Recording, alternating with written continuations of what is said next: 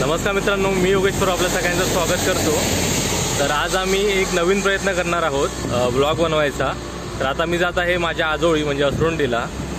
सुरुवातीला आपण आईच्या घरी जाऊया, आईला भेटून नंतर आपण मासे पकडण्याचा आज प्रयत्न करणार आहोत। तर मासे पकडण्याची साधी सोपी पद्धत मी तुम्हाला दाखवणार आहे। तर आता मी आहे राष्ट्रीय महामार्ग 66 वर, जो मुंबई गोवा महामार्ग आहे आणि इथून आपल्याला साधारण 12 किलोमीटर माझं आजोळ आहे म्हणजे असरोंडी। तर चला तर मग आता आपण व्हिडिओला सुरुवात करूया। तर पावसाळ्यात कोकणामध्ये फिरायची मजा काही औरच असते। तर व्हिडिओमध्ये तुम्ही बघू शकता अगदी वातावरण खूप छान आहे आणि यामध्ये फिरायला खूप मजा येते। आता महामार्गावरनं आपल्याला उजव्या साईडला आपल्या असरोंडी गावाकडे वळायचं आहे। पावसाळ्यामध्ये कोकणात प्रत्येक गावाकडे जाणारा रस्ता हा अशा प्रकारेच असतो। रस्ता आणि त्याच्या दुतर्फा गर्द झाडी आणि हिरवळ असते। तर पावसामध्ये गावातली लोक आपली गुरं चरण्यासाठी अशा हिरव्या माळरानावर घेऊन येतात आणि हे दृश्य अगदी विलोभनीय आहे। तर साधारण वर्षभरानंतर मी माझ्या आजोळी म्हणजे असरोंडीला जात आहे आणि असरोंडीला जाताना मनात लहानपणीच्या आठवणी रेंगायला सुरुवात झालेली आहे। तर आता तुम्ही माझ्याबरोबरच या घनदाट वनराईचा आणि निसर्गरम्य माझ्या आजोळाचा नक्की आनंद लुटा। पूर्ण घनदाट जंगलातनं हा रस्ता जातो। तर या घनदाट जंगलाची पण सफर तुम्हाला मी नक्कीच कधी ना कधीतरी घडवून आणेन।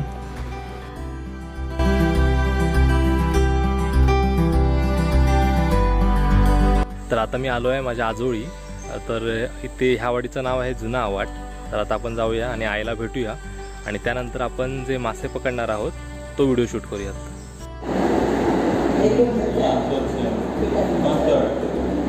तर आता जस्ट मी आईला भेटून आलो आहे आणि आता आम्ही आलो सड्यावर। तर आता आम्हाला मासे पकडायचे आहेत पण पाऊस जोरदार आला आहे। तर तुम्ही थोडंसं दाखवतो पाऊस कशा प्रकारे पडतोय तो इथे।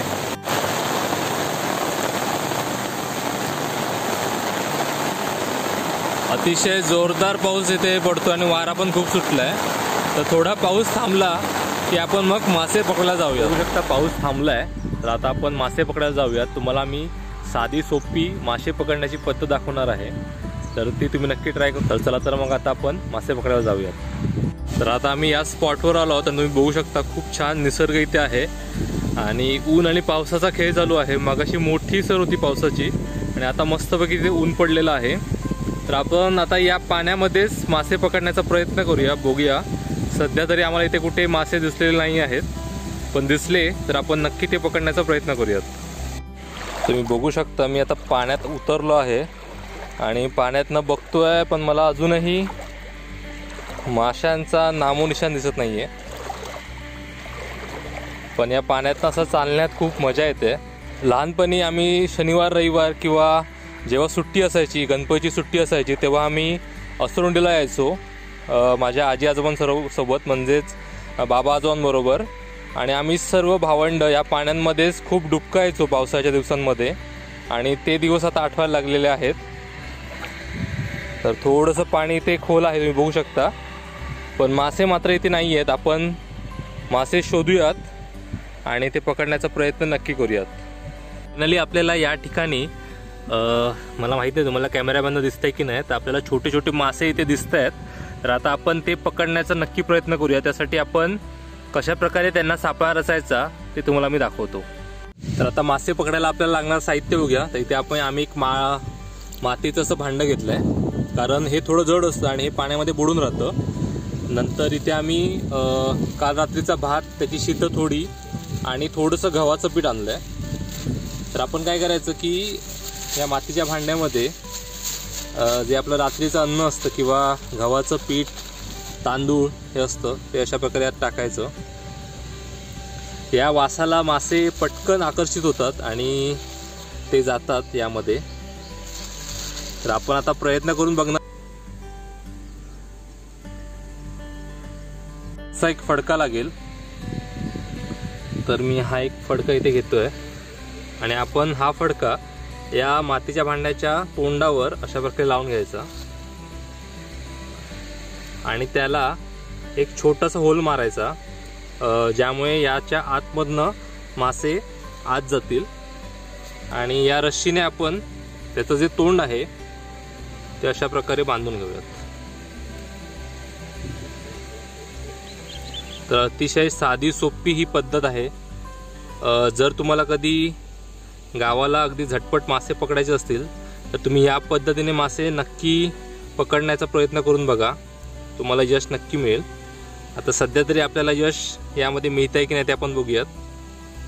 तर अशा प्रकारे मी बांधून घेतलं आहे आणि थोडंसं याच्या तोंडावर पण आपण थोडंसं भाताची शितं आणि गव्हाचं पीठ याचं मिश्रण थोडंसं लावून घेऊया, जेणेकरून माशांना असं वाटेल की इथनं आपल्याला आत जायचं आहे। झालं आहे, माशांना पकडण्याचा सापळा रचून तयार झालेला आहे। तर आता त्या ठिकाणी मला मासे दिसत आहेत, तुम्ही बघू शकता। तर मी ते हे भांडं आहे ते ठेवून देतो आणि साधारण 5 ते 10 मिनिटं आपण वाट बघूया, मासे मिळतात की नाही ते बघूया आणि मिळाले तर तुम्हाला आम्ही नक्की दाखवतो ते मासे किती मिळतात आणि कसे मिळतात ते। तर तिथे ठेवायला जातोय, तर साधारण 5 ते 10 मिनिटांनंतर आपण बघूयात मासे मिळतात की नाही ते।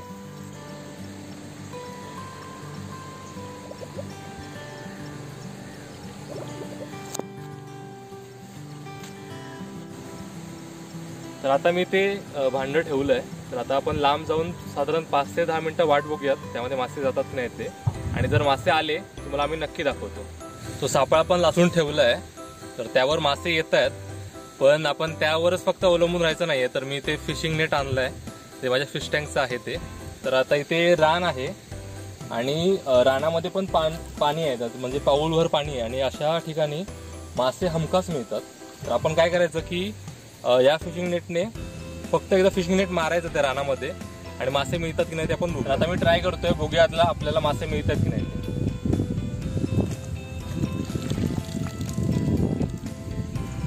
तर पहिल्या झटक्यात तर काय मिळाले नाहीयेत।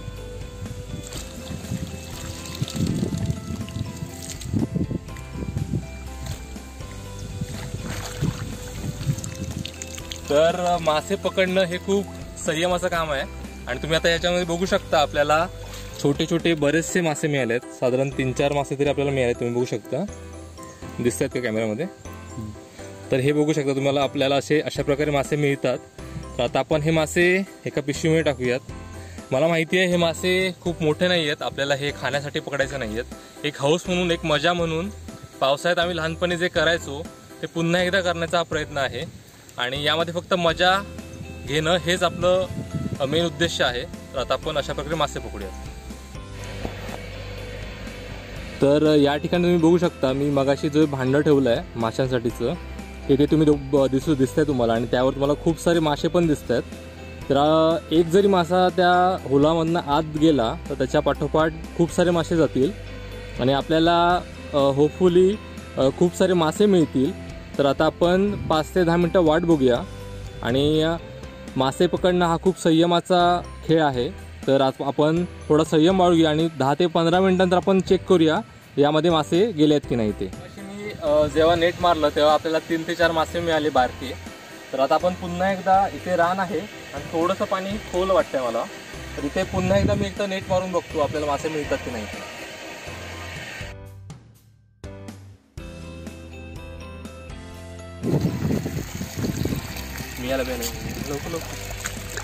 तर आता जस्ट मी पुन्हा एकदा फिशिंग नेट मारला आणि तुम्ही बघू शकता बऱ्यापैकी मोठा असा एक मासा आपल्याला मिळालेला आहे, दिसतोय का तुम्हाला।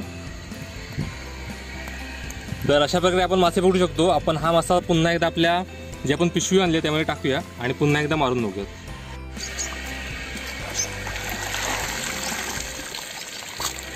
तर आता पण मला मासे मिळाले आहेत, पण हे थोडे बारके मासे आहेत। तुम्ही बघू शकता 3 ते 4 माशाची पिल्लं मला मिळाली आहेत। ती पण आपण घेणार आहोत कारण आपल्याला एक हौस म्हणून मासे पकडायचे आहेत, मासे खाण्यासाठी आपण पकडत नाही आहोत। तर चला आपण हे मासे त्या बॅगमध्ये टाकूयात। तर आता माझ्याबरोबर माझे भाऊजी पण आले आहेत, धर्मेंद्र त्यांचं नाव आहे आणि त्यांना पण मासे पकडायची खूप आवड आहे। तर आम्ही दोघं आता पूर्ण आठवडाभर ऑफिसचं काम करून अक्षरशः वैतागलेलो असतो आणि तर शनिवार रविवार फक्त आम्हाला फिरण्यासाठी मिळतो। तर या कोरोनाच्या काळामध्ये, या पूर्ण लॉकडाऊनमध्ये एकच ही चांगली गोष्ट आहे की ऑफिसचं काम केल्यानंतर मुंबईला मात्र शक्य होत नाही अशा निसर्गरम्य ठिकाणी फिरणं. तर सध्या आम्ही कणकवलीला आहोत आणि वर्क फ्रॉम होम चालू आहे आणि अशावेळी पूर्ण आठवड्याचा तणावमुक्त होण्यासाठी अशा निसर्गरम्य ठिकाणी येऊन अशा प्रकारे मासे पकडल्यामुळे खरंच खूप मजा वाटते. आणि त्यात माशाचं छोटंसं पिल्लू धरमभाऊजींना मिळालं आहे. तर आता ते पण आपण पिशवीमध्ये टाकूयात. तर धरमभाऊजींना पण एक छान बऱ्यापैकी मोठ्या आकाराचा, म्हणजे त्यातल्या त्यात मोठ्या आकाराचा मासा मिळाला आहे. तर बघूया. तर हा शेंगटी या प्रजातीचा मासा आहे बहुतेक, जितकी मला माहिती आहे. तर आपण तो मासा पाण्यामध्ये सोडूयात. तुम्ही बघू शकता इथे आता मला बऱ्यापैकी मोठ्या प्रकारचा मासा मिळाला आहे, मोठ्या साईजचा. त्याला शेंगटी म्हणतात. अर्थात हा कॅटफिश जातीचा मासा आहे. तर आता आपण हा मासा पाण्यामध्ये सोडूया. तर या सड्यावर आल्यावर मला आवर्जून बाबाजोबांची आठवण नक्की येते, कारण आम्ही लहान असताना त्यांच्याबरोबर इथे नेहमी यायचो गुरांबरोबर. आणि दिवसभर इथे आम्ही मजा मस्ती करून संध्याकाळी आम्ही घरी जायचो. तर इथे खूप लहानपणीच्या बऱ्याच आठवणी आहेत या सड्यावर. तर आता त्या सगळ्या आठवणी पुन्हा एकदा रिक्रिएट करण्याचा हा प्रयत्न आहे. आणि आम्ही अशाच प्रकारे मासे इथे पकडायचो आणि माझ्या भावंडांबरोबर आम्ही इथे खूप मजा मस्ती करायचो. 15-20 मिनटं अधिकच झाली आहेत. आता आपण जे भांडं ठेवलं आहे ते काढून बघूया त्यामध्ये मासे आले आहेत की नाही ते. तर आता मी ते काढतोय. थोडंसं पाणी गदूल करायचं, दिसत नाही ॲक्च्युली. आता मी काढलं आहे, आपण चेक करूयात त्यामध्ये मासे आहेत की नाही. यामध्ये जरी मासे नाही मिळाले तरी आपण दुसऱ्या पद्धतीने पण मासे पकडले आहेत. तरी पण पुन्हा एकदा आपण एकदा चेक करूया मासे आले आहेत की नाही ते.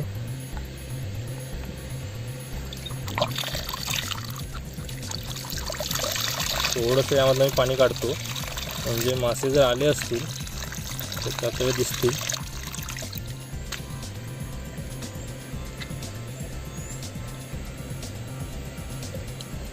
तर यामध्ये एकही मासा आलेला नाही आहे. तो सापळा रचून ठेवलेला.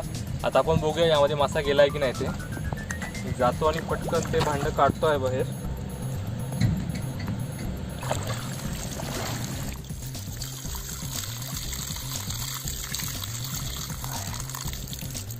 हा एकच आहे.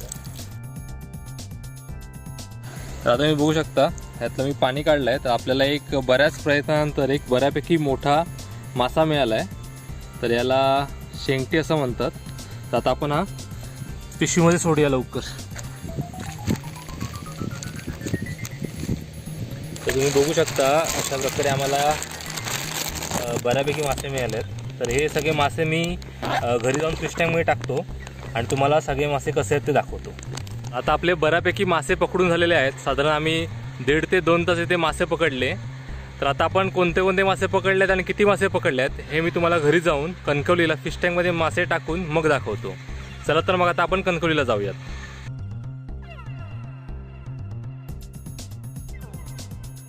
आता आम्ही पुन्हा परतीच्या वाटेवर जात असताना आम्हाला पुन्हा एकदा पाऊस लागला आहे. तर आम्ही ते 2-3 मिनटासाठी थांबलो आहे. तर जाताना आम्ही बघणार आहोत काहीतरी गरमागरम भजी किंवा वडापाव मिळतो का, आणि तो खाऊन नंतर आम्ही घरी जाणार आहोत. आपण आलो कणकवलीमध्ये आणि मी ते गरमागरम वडापाव घेतला आहे. आपण वडापाव खाऊया आणि मग घरी जाऊयात. एक वडापाव खाऊन झाला आहे. नंतर आम्ही पुन्हा एकदा पॅटीस घेतलं आहे.